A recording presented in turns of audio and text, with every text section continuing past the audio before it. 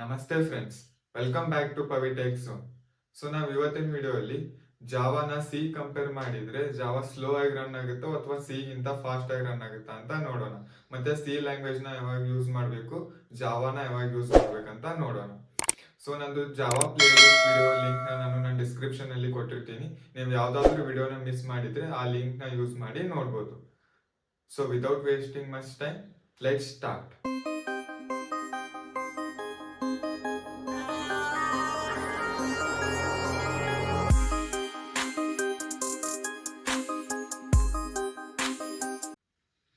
So ನಾವು first ಸಿಗೆ compare ಮಾಡಿದ್ರೆ ಜಾವಾ ಫಾಸ್ಟ್ ಆಗಿ ರನ್ ಆಗುತ್ತಾ ಅಥವಾ ಸಿ ಗಿಂತ ಸ್ಲೋ ಆಗಿ ರನ್ ಆಗುತ್ತಾ ಅಂತ ನೋಡೋಣ.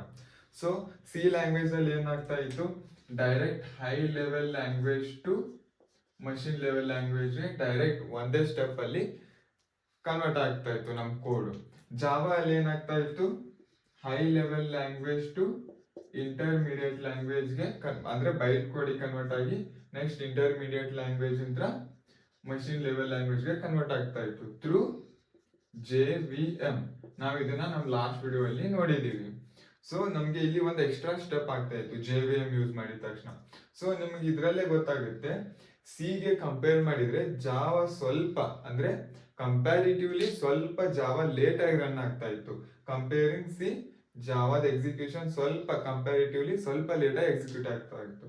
ಯಾಕಂದ್ರೆ ನಮ್ಗೆ ಇಲ್ಲೊಂದು ಎಕ್ಸ್ಟ್ರಾ ಸ್ಟೆಪ್ ಇದೆ ಕಂಪೇರಿಂಗ್ ಟು ಸಿ. ನಮ್ಗೆ ಇಲ್ಲಿ JVM ಥ್ರೂ ಬೈಟ್ ಕೋಡ್ ಇಂದ ನೆಕ್ಸ್ಟ್ ಮಷಿನ್ ಲೆವೆಲ್ಗೆ ಕನ್ವರ್ಟ್ ಆಗ್ಬೇಕಂದ್ರೆ ಒಂದು ಅಡಿಷನಲ್ ಸ್ಟೆಪ್ ಇರೋದ್ರಿಂದ ಬೇರೆ ಎಲ್ಲಾ ಲ್ಯಾಂಗ್ವೇಜ್ ಕಂಪೇರ್ ಮಾಡಿದ್ರು ಸ್ವಲ್ಪ ಅಂದ್ರೆ ಜಾವಾ ರಿಲೇಟಿವ್ಲಿ ಸ್ವಲ್ಪ ಸ್ಲೋ ಆಗಿ ರನ್ ಆಗುತ್ತೆ.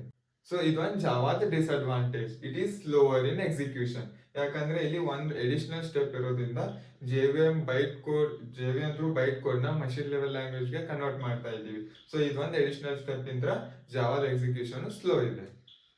ಸೊ ನಾವು ನೆಕ್ಸ್ಟ್ ಜಾವಾದು ಅಪ್ಲಿಕೇಶನ್ಸ್ ಮತ್ತೆ ಸಿ ಅಪ್ಲಿಕೇಶನ್ಸ್ ಎಲ್ಲಿ ಯಾವಾಗ ಸಿ ನ ಯೂಸ್ ಮಾಡಬೇಕು, ಯಾವಾಗ ಜಾವಾನ ಯೂಸ್ ಮಾಡ್ಬೇಕಂತ ನೋಡೋಣ. ಸೊ ನಾವು IT ಇಂಡಸ್ಟ್ರಿಯಲ್ಲಿ ನೋಡಿದ್ರೆ ಯಾವ್ಯಾವ ಎಲ್ಲ ತರ ಆಪ್ ಇದಾವೋ ಅವನ್ನ ನಾವು ಬೇಸಿಕಲಿ 2 ಕ್ಯಾಟಗರಿ ಆಗಿ ಡಿವೈಡ್ ಮಾಡ್ಬೋದು. ಸೊ ಫಸ್ಟ್ ಕ್ಯಾಟಗರಿ ಬಂದು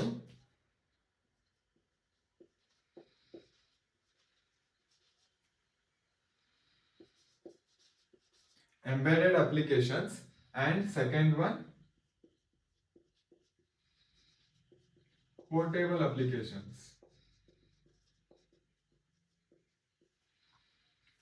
ಸೊ ನಮ್ಮ IT ಇಂಡಸ್ಟ್ರಿಯಲ್ಲಿ ಬರುವ ಎಲ್ಲ ಅಪ್ಲಿಕೇಶನ್ ಅನ್ನು ನಾವು ಎರಡು ರೀತಿಯಾಗಿ ಡಿವೈಡ್ ಮಾಡಬಹುದು. ಒಂದು embedded applications and one more is portable applications.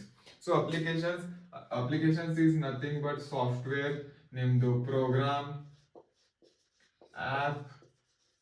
So these are the other names given to one. Applications ಅಂತ ಒಂದು ಕರಿಬಹುದು, software, program and app. So ಇವೆಲ್ಲ ಟರ್ಮಿನಾಲಜೀಸ್ ಒಂದೇ ಅಂತ ಕನ್ಸಿಡರ್ ಮಾಡಿ. So embedded applications and portable applications. Embedded applications under C language ನ consider ಮಾಡೋಣ. So embedded applications ಅಲ್ಲಿ speed of the execution is important.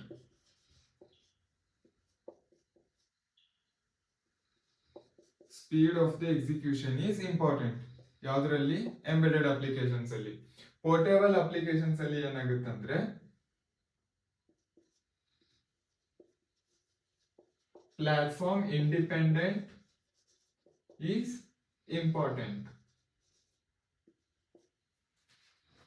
ಅಂದ್ರೆ ಇಲ್ಲಿ ಎಂಬೆಡೆಡ್ ಅಪ್ಲಿಕೇಶನ್ಸ್ ಅಲ್ಲಿ how fast your code execute ಅನ್ನೋದು ಮುಖ್ಯ ಆಗುತ್ತೆ.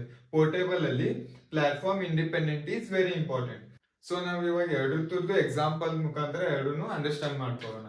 ಸೊ ಇವಾಗ ಎಂಬೆಡೆಡ್ ಅಪ್ಲಿಕೇಶನ್ಸ್ ಎಕ್ಸಾಂಪಲ್ ನೋಡೋದಾದ್ರೆ ಇವಾಗ ಕಾರ್ ಕನ್ಸಿಡರ್ ಮಾಡೋಣ. ಇವಾಗ ನಮ್ದು ಇಲ್ಲೊಂದು ವಾಲ್ ಇದೆ, ಇದೊಂದು ವಾಲ್ ಅಂತ ಕನ್ಸಿಡರ್ ಮಾಡಿದ್ರೆ ಇವಾಗ ಈ ಕಡೆಯಿಂದ ಕಾರ್ ಬರ್ತಾ ಇದೆ. ಕಾರ್ ಅಲ್ಲಿ ನಮಗೆ ಇನ್ ಕೇಸಸ್ ಏನಾದ್ರು ಆಕ್ಸಿಡೆಂಟ್ ಆದ್ರೆ ಏರ್ ಬ್ಯಾಗ್ ಓಪನ್ ಆಗುತ್ತೆ ಇಮಿಡಿಯೇಟ್ ಆಗಿ. ಸೊ ಇವಾಗ ನಮ್ದು ಕಾರ್ ಬರ್ತಾ ಇದೆ, ಇಲ್ಲಿ ಆಕ್ಸಿಡೆಂಟ್ ಆದ ತಕ್ಷಣ ಇಮಿಡಿಯೇಟ್ ಏರ್ ಬ್ಯಾಗ್ ಓಪನ್ ಆಗ್ಬೇಕು.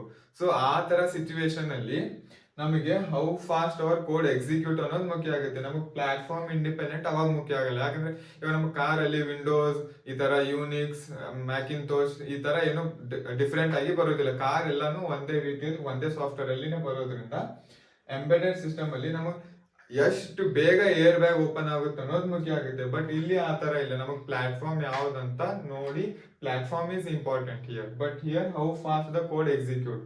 ಸೊ ಈ ತರ ಸಿಚುವೇಶನ್ ಅಲ್ಲಿ ನಾವು ಸಿ ಲ್ಯಾಂಗ್ವೇಜ್ ನ ಯೂಸ್ ಮಾಡಬೇಕು. ನಮಗೇನಿದೆ, ಇಲ್ಲಿ ಬಂದು ಇಲ್ಲಿ ಕಾರ್ ಆಕ್ಸಿಡೆಂಟ್ ಆದ ತಕ್ಷಣ ಇಮ್ಮಿಡಿಯೇಟ್ ಆಗಿ ಓಪನ್ ಆಗಬೇಕು. ಇನ್ ಕೇಸ್ ಇಲ್ಲಿ ಬಂದು ಆಕ್ಸಿಡೆಂಟ್ ಆದ ಒಂದ್ 2 ನಿಮಿಷಕ್ಕೆ ಓಪನ್ ಆದ್ರೆ ಅಷ್ಟೊತ್ತಿಗೆ ಆಲ್ರೆಡಿ ಅವ ಆಕ್ಸಿಡೆಂಟ್ ಆದವನು ಸತ್ ಬಿಟ್ಟಿರ್ತಾನೆ. ಸೊ ನಮಗೆ how fast the code execute ಇರೋದ್ರಿಂದ ಸಿ ಲ್ಯಾಂಗ್ವೇಜ್ ನ ಯೂಸ್ ಮಾಡ್ತೀವಿ. ಸೊ ಪೋರ್ಟೇಬಲ್ ಅಪ್ಲಿಕೇಶನ್ಸ್ ಎಕ್ಸಾಂಪಲ್ ನೋಡೋದಾದ್ರೆ ಇಲ್ಲಿ ನಾವು ವಾಟ್ಸಪ್ ಅನ್ನ ತಗೊಳ್ಳೋಣ. ವಾಟ್ಸಪ್ ಅಂತ ಕನ್ಸಿಡರ್ ಮಾಡಿದ್ರೆ ಇವಾಗ ಐಫೋನ್ ಯೂಸರ್ಸ್ ವಾಟ್ಸಪ್ ಯೂಸ್ ಮಾಡ್ತಾರೆ, ಆಂಡ್ರಾಯ್ಡ್ ಯೂಸರ್ಸ್ ವಾಟ್ಸಪ್ ಯೂಸ್ ಮಾಡ್ತಾರೆ. ಆಂಡ್ರಾಯ್ಡ್ ಯೂಸರ್ಸ್ ಐಫೋನ್ ಅವರು ವಾಟ್ಸಪ್ಪಿಗೂ ಮೆಸೇಜ್ ಸೆಂಡ್ ಮಾಡ್ಬೋದು, ಐಫೋನ್ ಯೂಸರ್ಸ್ ಅವರು ಆಂಡ್ರಾಯ್ಡ್ ಯೂಸರ್ಸ್ ವಾಟ್ಸಪ್ಪಿಗೂ ಮೆಸೇಜ್ ಮಾಡ್ಬೋದು. ಸೊ ಇಲ್ಲಿ 2 ಡಿಫರೆಂಟ್ ಪ್ಲಾಟ್ಫಾರ್ಮ್ಸ್. ನಮಗೆ ಇಲ್ಲಿ ಪ್ಲಾಟ್ಫಾರ್ಮ್ ಇಂಡಿಪೆಂಡೆಂಟ್ ಇರೋದು ಮುಖ್ಯ. ವಾಟ್ಸಪ್ ನಾವು ಐಫೋನ್ ಅಲ್ಲಿನೂ ಇನ್ಸ್ಟಾಲ್ ಮಾಡ್ತೀವಿ, ಆಂಡ್ರಾಯ್ಡ್ ಅಲ್ಲಿನೂ ಇನ್ಸ್ಟಾಲ್ ಮಾಡ್ತೀವಿ. ಸೊ ನಮಗೆ 2 ಡಿಫರೆಂಟ್ ಪ್ಲಾಟ್ಫಾರ್ಮ್ ಇದೆ. ಮತ್ತೆ ಇಲ್ಲಿ ನಮಗೆ how fast our code execute ಅನ್ನೋದು ಇಂಪಾರ್ಟೆಂಟ್ ಆಗಲ್ಲ, ಪ್ಲಾಟ್ಫಾರ್ಮ್ ಇಂಡಿಪೆಂಡೆಂಟ್ ಇದ್ರೆ ಸಾಕು. ಇವಾಗ ಇನ್ ಕೇಸ್ ನೀವು ನಿಮ್ ಫ್ರೆಂಡಿಗೆ ಮೆಸೇಜ್ ಮಾಡಿದ್ರೆ ಅದು 1 ಸೆಕೆಂಡ್ 2 ಸೆಕೆಂಡ್ ಲೇಟ್ ಆಗಿ ಹೋದ್ರೂ ನಡೆಯುತ್ತೆ, ಬಟ್ ಮೆಸೇಜ್ ಸೆಂಡ್ ಆಗುತ್ತೆ. ಬಟ್ ನಮಗೇನು ಆಂಡ್ರಾಯ್ಡ್ ಫೋನ್ ಇದ್ರೆ ಐಫೋನ್ ಯೂಸರ್ಸ್ಗೆ ಮೆಸೇಜ್ ಹೋಗಿ ಸೆಂಡ್ ಆಗ್ಬೇಕು.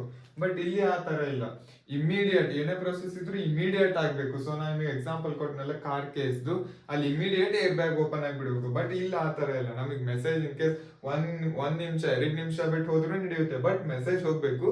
ಬಟ್ ಏನು ಪ್ಲಾಟ್ಫಾರ್ಮ್ ಇಂಡಿಪೆಂಡೆಂಟ್, ನಮಗೆ ಆಂಡ್ರಾಯ್ಡ್ ಇಂತರ iOS ದವರಿಗೂ ಹೋಗ್ಬೇಕು, iOS ಇಂತರ ಆಂಡ್ರಾಯ್ಡ್ ದವರಿಗೂ ಹೋಗ್ಬೇಕು.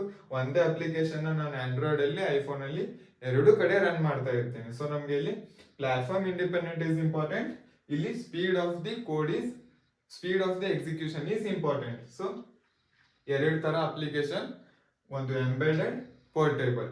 ಎಂಬೆಡೆಡ್ ಅಲ್ಲಿ speed of the execution is important, portable ಅಲ್ಲಿ ಪ್ಲಾಟ್ಫಾರ್ಮ್ ಇಂಡಿಪೆಂಡೆಂಟ್ ಈಸ್ ಇಂಪಾರ್ಟೆಂಟ್.